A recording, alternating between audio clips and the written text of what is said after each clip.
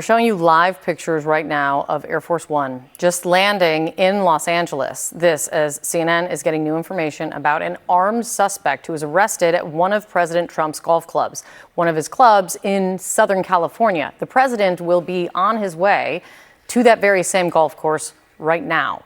Let's get back to Kristen Holmes, who's at the White House. Kristen, I know you've been speaking to sources. What are you picking up on this?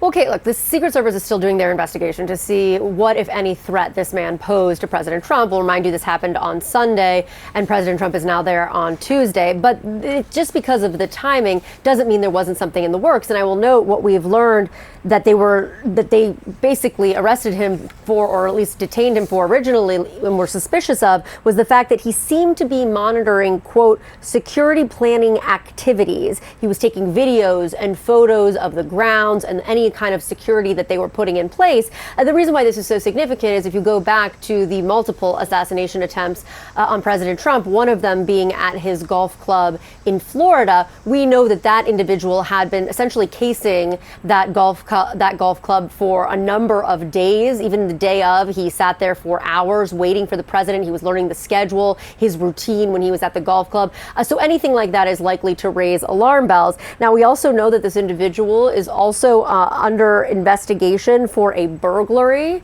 So he has other issues here going on. But the big question right now, of course, is what was his intention there? And was the president at any point going to be threatened by him? And Kristen, you've been to this golf club, traveling with the president. What is the security situation just in general there?